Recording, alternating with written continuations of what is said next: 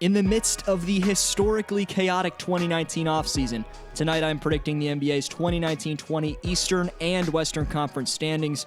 Most teams have filled their cap space. We could see another blockbuster trade, but here's the reasons for where every team ranks in their conference after the top free agents are off the market.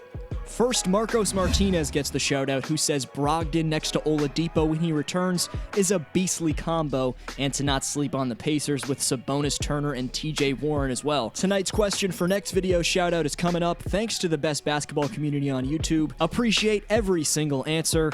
Now on to seed number 15, which is the OKC Thunder. After the shocking Paul George trade to LA, Russ being moved was expected, and with Westbrook being traded to the Rockets, GM Sam Presti has officially put this team into full rebuild mode, and just because next season they'll struggle to compete, for both their two stars, OKC secured their future as an elite team. In the George and Westbrook deals, the Thunder received 7 first-round picks and 4 pick swaps, and they'll potentially have 15 first-round picks over the next 7 years. Gilgeous-Alexander was one of the better rookies last year. Chris Paul's about to get traded, but the future is without a doubt bright in Oklahoma. Seed number 14, the Memphis Grizzlies. Number 2 pick in the draft, Ja Morant, is at the forefront of an extremely young Grizzlies core. Acquired at the deadline, Jonas Valanciunas was re-signed. It seems they expect him to be a mentor for the 19-year-old potentially dominant stretch big man Jaren Jackson drafted last year, and JV's more than capable of doing that. Unfortunately, there's not even close to enough depth on the wing and at guard, especially after trading DeLon Wright to compete in such a monster of a Western Conference. Seed number 13, the Minnesota Timberwolves. Unproven go-to options in Wiggins and Towns are surrounded by the aging Jeff Teague at point guard and fringe starters Jordan Bell and Robert Covington. With the 6th pick in 2019's draft, Jarrett Culver at Wiggins' position, Andrew's most likely on the trade block. But for the time being, from 1 to 15, this is an NBA roster with extremely limited talent. Wolves fans deserve much better than this. Culver definitely has potential, and Towns is a scoring beast. But will his lateral quickness improve? That's always the question with Cat. Seed number 12, the Phoenix Suns. The reason the Suns move up 3 seeds from the 2019-19 win season's last place finish is development. DeAndre Ayton just led all rookies in rebounds and efficiency. He was overlooked on a brutally constructed Suns team. But there's a new GM in place who gave Devin Booker some much-needed support in free agency. Ricky Rubio's going to significantly help Booker handling the basketball. This means off-ball screens for Devin Booker and non-exhausting catch-and-shoots. Another non-playoff appearance for Phoenix, but 2019-20's about to be a big step in the right direction. Seed number 11, the Dallas Mavericks. Who knows when Kristaps the fragile unicorn Porzingis returns, and if he can even stay healthy. With their explosive young talent Luka Doncic, they should be able to make a run at the playoffs, but there's too many questions with the Mavs in terms of the ability of their bench players to hold their own and the status of KP. Seed number 10, the New Orleans Pelicans.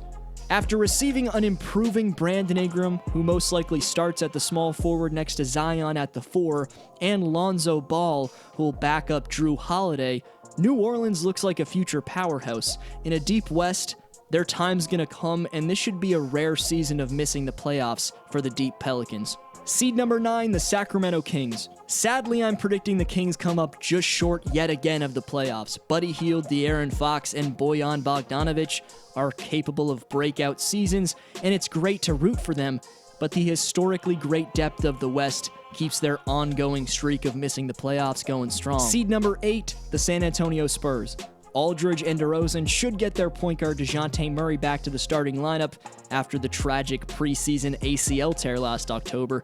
Bryn Forbes and Derek White are going to only keep getting better and are just 25 years old. For 2019-20, they headline an extremely average Spurs roster, at least for the West. Seed number 7, the Utah Jazz. The Mike Conley trade was big time for Donovan Mitchell. It's similar to Rubio helping Booker, only Conley's been a threat from 3 throughout his 12-year career. He put up the most quiet 21-6 averages in the league last season in Memphis. Conley helps the Jazz in everything from leadership to ball movement. Bojan, not Bogdanovic, was another great pickup, and like we'll see in the East, this is an extremely dangerous low playoff seed. Seed number 6, the Portland Trail Blazers. It was a tremendous run to the conference finals without their third scoring option, Jusuf Nurkic, and the Blazers were smart to retain Rodney Hood in free agency, who came up big for them in the postseason. Hezonja was a solid shooting pickup to replace Seth Curry. Nasir Little was a big-time steal down at pick number 25. Of course, you've also got your all-star backcourt, so Portland, you should argue, could be higher. But again, we're dealing with an insane 2020 Western Conference. At seed number 5, the Houston Rockets. It'll take time for the two ball-dominant former teammates in Harden and Westbrook to find a rhythm, but a deep group of Rockets surrounding them is more than enough to get them the 5th seed in the West. Harden and Paul just hated each other, and after not taking advantage of the Durant-less Warriors last playoffs, a change definitely needed to be made. Now they've got another shot at a finals berth if their two former MVPs can somehow figure it out. Seed number 4, the LA Lakers. The Lakers were in scramble mode after not getting Kawhi in free agency, but ended up piecing together an extremely solid supporting cast for Bron and AD. Danny Green was second in three-point percentage last season. You can do a lot worse than having Rondo and Cook splitting minutes at the backup point guard spot with LeBron starting. Cousins and Davis were a great combo in their limited time as Pelicans, so despite Boogie's health, that's a good signing. Don't underestimate how dominant a team becomes when LeBron gets a second option and a solid veteran core. This is a tough out in a playoff series for any team. Seed number 3, the Golden State Warriors. Goodbye, Snake. Hello, deloading. The Warriors' D'Angelo Russell acquisition in a sign-and-trade with Brooklyn is going to be very refreshing for Golden State. Personality-wise, he's a much better fit next to Draymond Green and the Splash Brothers than Durant was. Basketball-wise, he's now a third scoring option. Based off the shot creating he showed in Brooklyn last season, that's damn dangerous. Seed number 2, the LA Clippers. The best player in the NBA just made the Clippers championship favorites. It's astounding that LA kept all 3 of lockdown defenders Patrick Beverley, 6th Man of the Year Lou Williams, and rising big Montrezl Harrell in the Paul George trade. Kawhi should rest less than he did in 2018-19, but chemistry between two typical number 1 options is going to take time.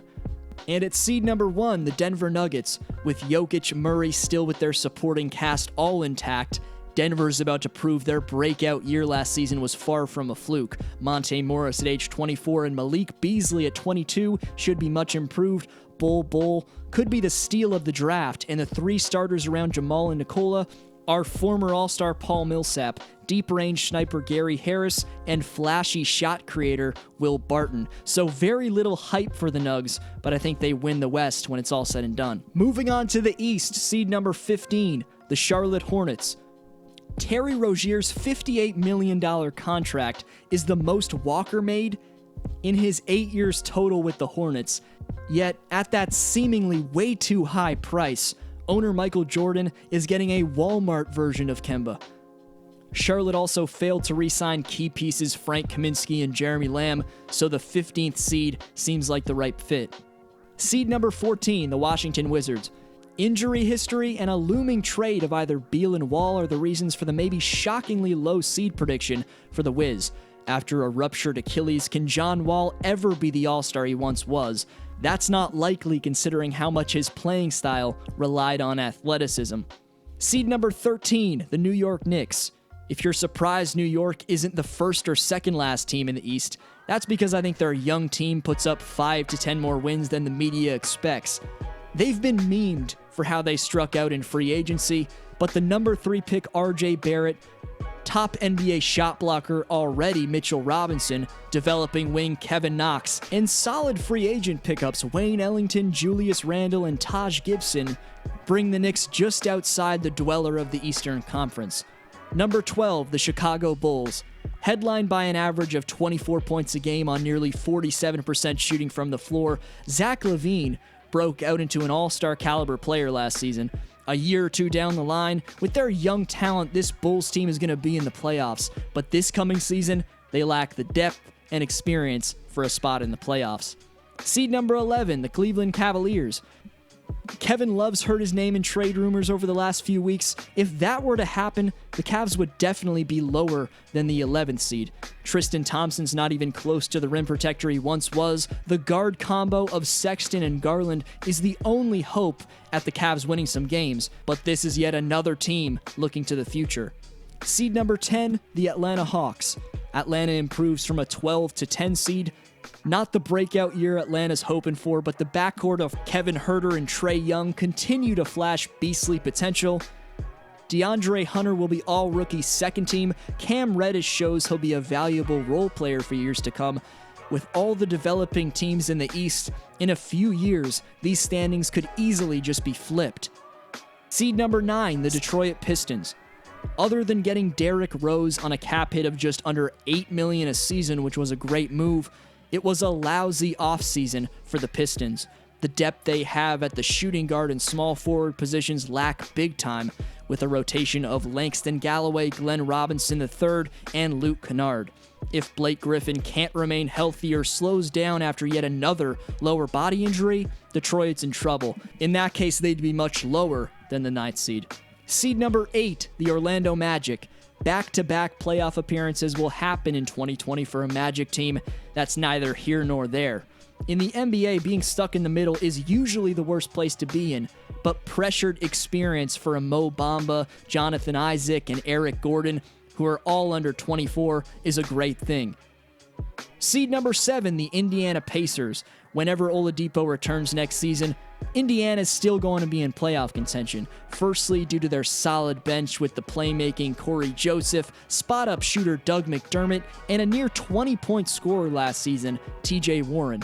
And because of the developing two-way bigs Miles Turner and Domantas Sabonis, this could end up being one of the more scary 7th seeds we've had in a very long time. Seed number 6, the Miami Heat. Jimmy Butler will without a doubt have to carry Miami for them to earn the 6th seed, but as we saw throughout all of last season in playoffs, he can do that for teams. Off the bench for Miami, there's some underrated veterans in Justice Winslow and Myers Leonard, as well as dunk champion Derrick Jones Jr., and intriguing rookie Tyler Herro.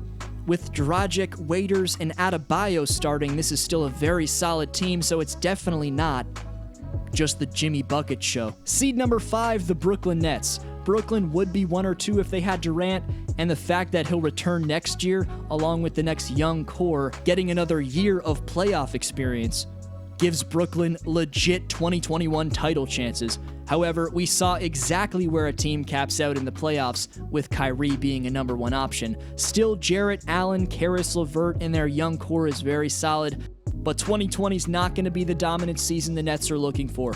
They're going to have to wait another year for that. Seed number 4, the Toronto Raptors. There's 2 ways the 2019-20 Raptors season plays out. Being the 4th seed with Siakam averaging 25 is one possibility, but another young player and a first-round pick could get them another all-star potentially to pair next to Spicy P. There's some solid talent they can steal with all the cap space they have in the 2020 offseason, so a trade could be unlikely. Seed number 3, the Boston Celtics. What a sensational rebound it was for Danny Ainge from the Kyrie drama, landing an equally, if not more talented point guard in Kemba Walker, and getting Enes Kanter for only $5 million a year. This roster is 10 times more impressive than anyone that Walker's been surrounded with in his career. We should see a much more functional and therefore successful Celtics season. Seed number 2, the Philadelphia 76ers. The additions of shooting guard Josh Richardson and center, now power forward next to Embiid, Al Horford, makes the Sixers an even better and more long defense than they were this past season. Joel is going to be 1,000 times more rested come the postseason, with the Horford pickup being that he has stretch center capabilities. Seeing a Horford-Simmons pick and pop is something I'm really looking forward to. Harris and Richardson is going to mesh better than Harris and Butler, so it's too early to predict the 2020 champs, but Philly right now is a legit top 3 title contender. Seed number 1, the Milwaukee Bucks. Milwaukee lost the best, most consistent point guard on their team in Malcolm Brogdon this offseason, who I think will elevate into an all-star with Indiana. Giannis, Bledsoe, Lopez, and Middleton give Milwaukee its back-to-back #1 seed position. But as the playoffs progress, the value that the former Rookie of the Year once had on this team will become more and more evident. But the shoutout question is, which team shocks the NBA in 2019-20? Hit subscribe if you enjoyed and want more hoop stories, predictions, and hot takes. This was your boy Dflow. Have a great one. I'll see you next video.